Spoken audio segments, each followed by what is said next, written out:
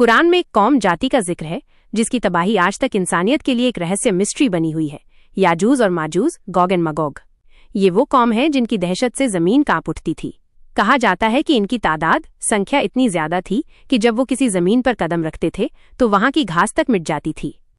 वे नदियों का पानी पी जाते थे, पहाड़ों को रौंद डालते थे और शहरों को राख बना देते थे। उनमें ना रहम, ना शफकत, ना इंसानियत थी। उनका एक ही मकसद था, तबाही और बर्बादी। एक वक्त ऐसा आया जब लोगों ने अल्लाह से रो रो कर दुआ की कि उन्हें इन दरिंदों से निजात दिलाए। तब अल्लाह ने अपनी रहमत से एक नेक और ताकतवर बादशाह को उठाया जिसका नाम था जुल्करनैन, धू-अल-करनैन। जुल्करनैन ने पूरी दुनिया का सफर किया। जब वो दो पहाड़ों के बीच पहुंचे तो वहां के लोगों ने उनसे कहा, ए जुल्करनैन, याजूज माजूज हमारे इलाके में हमला करके हमारी खेती, हमारी औलाद सब तबाह कर देते हैं। क्या तुम हमारे और उनके बीच एक दीवार बना दोगे?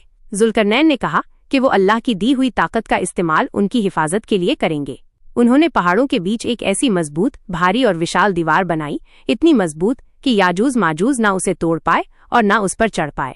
सदियां बीत गईं। वो दीवार आज भी कहीं मौजूद है, मगर कोई नहीं जानता कहाँ है।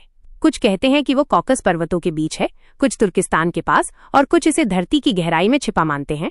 मगर इतना तय है, वो दिन आएगा जब ये दीवार टूट जाएगी। जब ये टूटेगी तो लोग डर से भागेंगे। हर तरफ तबाही और खून होगा।